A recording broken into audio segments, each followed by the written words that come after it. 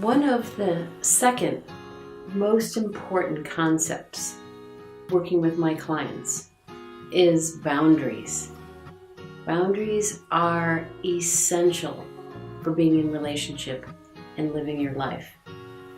I remember when I first found out about boundaries about 15 years ago, I remember thinking, yeah, I know all about boundaries, but I really didn't. So let me just explain a little further on how important these boundaries are. There's three kinds of boundaries.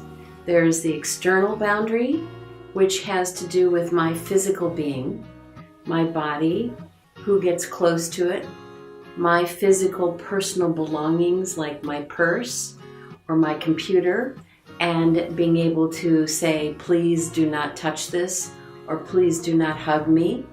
That's a physical boundary. The second external boundary, which would be the sexual boundary, and that has to do with who touches me sexually, when, where, and if I say no, they respect that. Just like if they said no to me, I respect that. And that has to do with the sexual boundary being honored. The last boundary, which I spend a lot of time in my practice with my clients about, is what we call an internal boundary. An internal boundary, another name for it would be psychological boundary. It basically is a filter that filters my psyche or my sense of self from the world and the incoming information. So here, let me break it down and how it works. So the internal or psychological boundary has two parts. It has a protective part, which looks like a filter, and it's screening information in all the time. So when someone's talking to me over there, I'm using this protective boundary to screen information in, whether it's true for me or not true for me, or I don't know.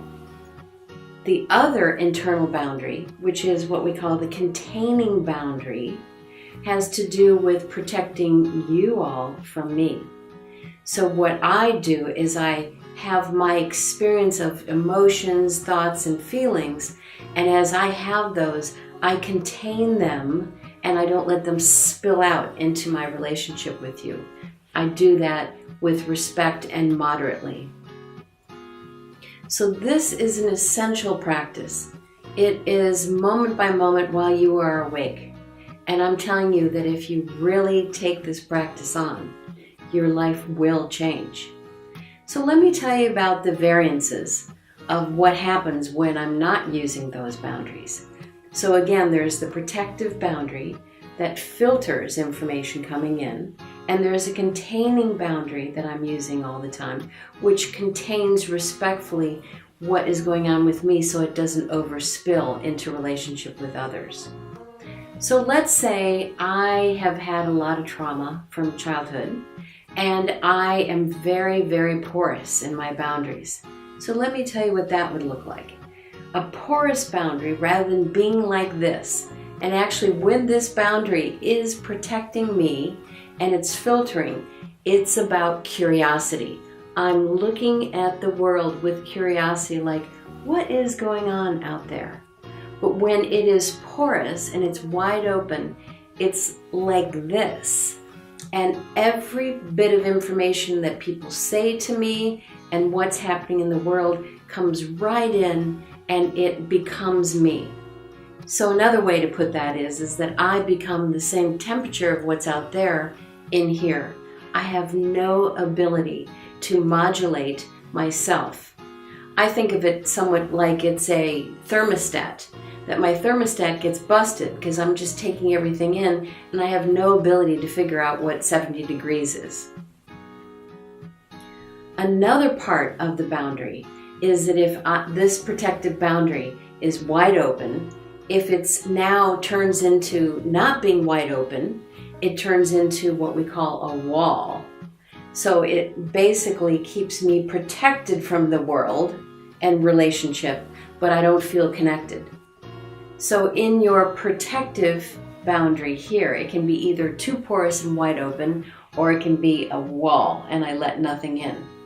So one makes me connected to everything, and the other one protects me, but I'm not connected to anyone. Now let me talk about the containing boundary, the one that's here. So when this boundary is what we call boundaryless or uncontained, and it's gone, what happens is information comes into me and I just spew out whatever I'm thinking or feeling, and I'm giving the blame to everyone. That's an offender position, and what I call that, and it's really difficult to be around people like that. So when this is gone and I'm spewing out my information to everyone about what I think, what I feel, I'm considered boundaryless in my containing boundary. The opposite of being boundaryless here is using a wall. And so if it's a wall, again, it's very similar. I wall myself in and I give you no information about me, none at all. So when you ask me about how was your day, I say fine. When they say something like, what did you do today? Not much. So I'm using a wall to be in relationship with others, which creates deadness in relationship. So that's why it's essential when you're using boundaries to understand your boundary profile, whether you're too wide open here or a wall, or whether you're wide open here or you're using a wall, and get into using those boundaries functionally, where it filters. And if someone's talking to me and it's true for me, I take it in and I have feelings about it, and then my boundary goes back up. And when someone asks me about my day, rather than letting it all out on them or keeping it behind a wall, I moderately and respectfully tell them what I'm thinking and feeling. This is about functional use of internal boundaries or psychological boundaries. And I invite you to take on this practice because it will change your life. Thank you for joining me.